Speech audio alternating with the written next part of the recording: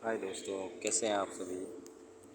आज अपन बात करेंगे एंड्रॉयड के प्ले स्टोर में जो लोन्स है जो आपको माइक्रो लोन प्रोवाइड करती है उन ऐप्स के बारे में। साथ ही उन ऐप्स को इंस्टॉल कैसे किया जाता है, उन ऐप्स में लोन है वो कैसे अप्लाई करना है और लोन अप्लाई करते समय हमें किन किन बातों का ध्यान रखना है। क्योंकि काफ़ी दोस्तों की मेरे पास में क्वेरी आ रही थी कि सर ऐसे कौन से ऐप्स है जेन्युइन जिनसे हम लोन ले सकते हैं। तो दोस्तों ऐसे कई ऐप्स के बारे में भी अपन बात करेंगे और उन सारी ऐप्स से मैंने लोन लेने के बाद में ही ये वीडियोस बनाया है। अगर किसी भाई को उसका प्रूफ़ चाहिए तो मैं वीडियोस के अंदर प्रूफ़ है वो अपलोड नहीं कर रहा हूँ, लेकिन वो आपको प्रूफ़ अगर मुझे कोई पर्सनली मैसेज करेगा तो मैं आपको उन लोन के ऐप्स के बारे में बता दूँगा। क्योंकि ये प्राइवेसी की वजह से मैं यूट्यूब पर ये मेरी पर्सनल इन्फॉर्मेशन शेयर नहीं कर सकता। आपको कुछ भी जानकारी चाहिए तो आप मुझे व्हाट्सएप पर कांटेक्ट कर सकते हैं, जिससे आपको सारी जानकारी मिल जाएगी। देखिए दोस्तों, इन ऐप से लोन लेने के बाद में आपको बहुत बड़ा इंटरेस्ट के रूप में भुगतान भी करना पड़ता है, जो शायद हर कोई व्यक्ति के लिए संभव नहीं है। अगर आप इतना बड़ा इंटरेस्ट है वो नहीं देना चाहते हैं, आप चाहते हैं कि मैं लोन लेने के बाद में उसका भुगतान ना करूं, तो आप वैसा भी कर सकते हैं। अब आप सोच रहे होंगे कि अगर हमने वैसा किया तो हमारा सिबिल ख़राब हो जाएगा।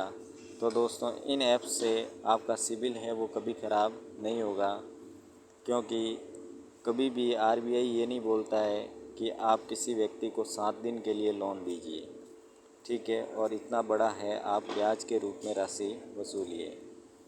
ये ब्लैक मनी होता है। इस ब्लैक मनी को वाइट मनी में कन्वर्ट करने का एक ज़रिया है। लेकिन दोस्तों इन ऐप से आप लोन लेंगे तो सबसे बड़ी परेशानी ये आएगी कि आपके मोबाइल फ़ोन का जो डेटा है, डेटा में आपके जो कॉन्टैक्ट है, वो कॉन्टैक्ट सारे आप जिस भी वेंडर से लोन ले रहे हो, जिस भी ऐप से लोन ले रहे हो, उनके पास में आपका कॉन्टैक्ट का डेटा चला जाएगा। आप चाहते हैं कि आपका कॉन्टैक्ट का डेटा उनके पास में न जाए, तो उसके लिए आप है एक अपना मेल आईडी के अंदर फ़र्ज़ी कॉन्टैक्ट या फेक कॉन्टैक्ट है वो कैसे डालें और उन फेक कॉन्टैक्ट का कैसे यूटिलाइजेशन करें, उसके बारे में भी मैंने एक वीडियोज़ अपलोड कर रखा है, जिसका लिंक है वो मैंने डिस्क्रिप्शन बॉक्स में डाल दिया है।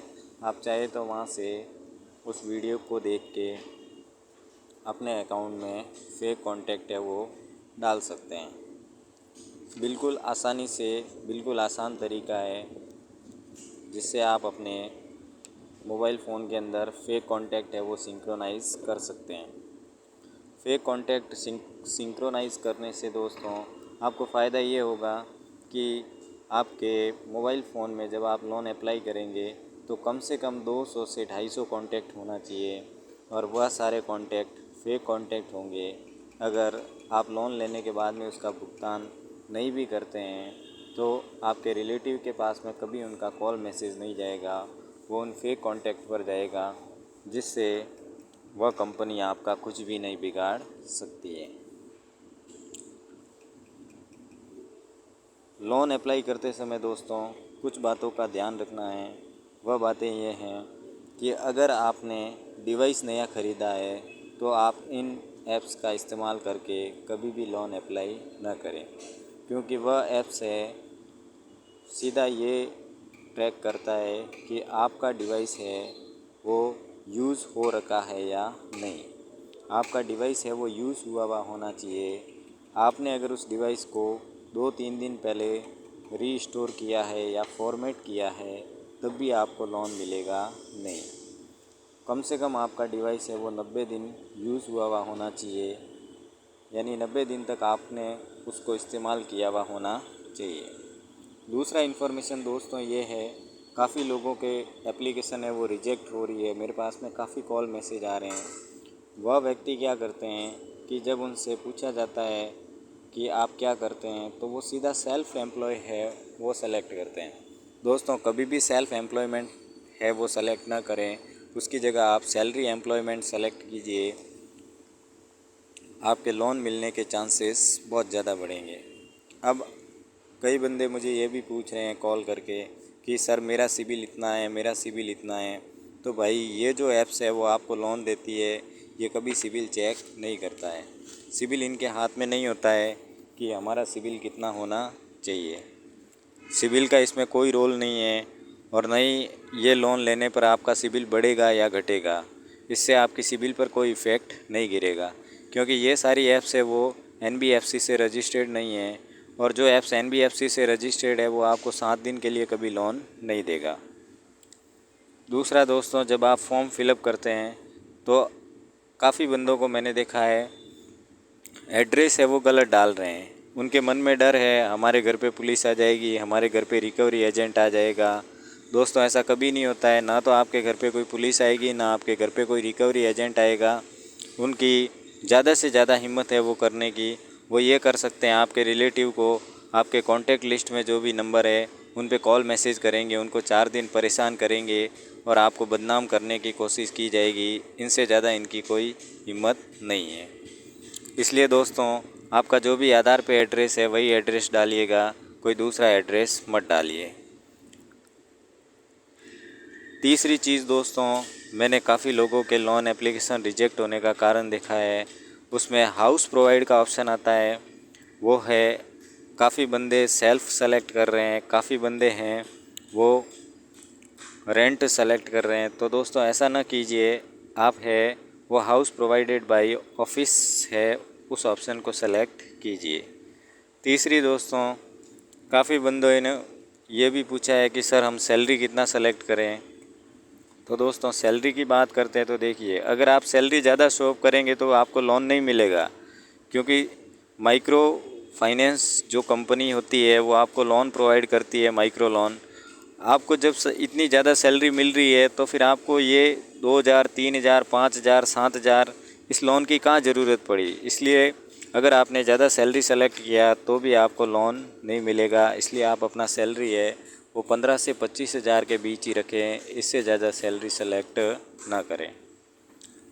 तीसरा ऑप्शन ये भी दोस्तों मेरे पास में इसकी भी क्वेरी आ रही है कि फॉर्म भरने के बाद में आपके सामने कई सारे वेंडर खुल जाते हैं, कई अलग अलग ऐप्स के नाम एक ऐप्स के अंदर इंक्लूडेड होते हैं। तो दोस्तों आप सभी ऐप्स के अंदर है वो एक साथ में अप्लाई मत कीजिए। आप एक एप्लीकेशन को सबमिट कीजिए, फिर थोड़ा सा वेट कीजिए, वहाँ से आपका क्या रिव्यू आता है।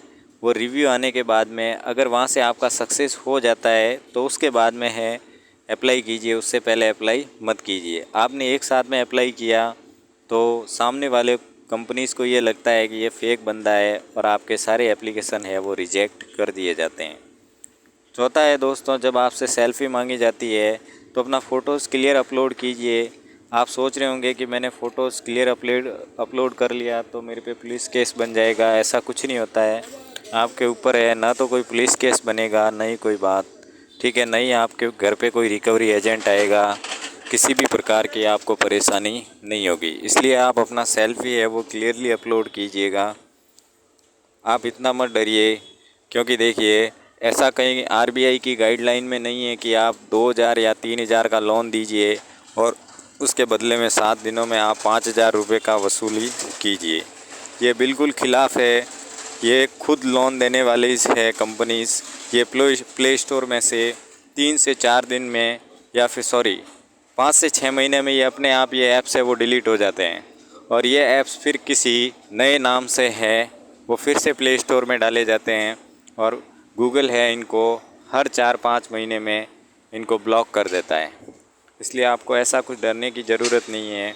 किसी भाई को अगर अप्लाई करते समय कुछ परेशानी आ रही है तो वो मेरे से संपर्क कर सकता है, उसको सारा प्रोसेस बता दिया जाएगा। मैं उन ऐप्स का नाम यहाँ पे नहीं लूँगा और नहीं मैं यहाँ पे आपको प्रूफ़ दूँगा। अगर किसी व्यक्ति को उन ऐप्स के नाम जानने हैं या फिर प्रूफ़ चाहिए तो वह व्यक्ति मेरे से व्हाट्सएप पर कांटेक्ट कर सकता है, जिसको मैं ऐप्स के नाम के साथ में मैंने जो जो लोन ले रखे हैं उन सारी कंपनीज़ का डेटा आपको प्रोवाइड कर दूँगा। प्राइवेसी की वजह से मैं यूट्यूब पे ये कंटेंट नहीं डाल पाऊँगा। थैंक यू दोस्तों।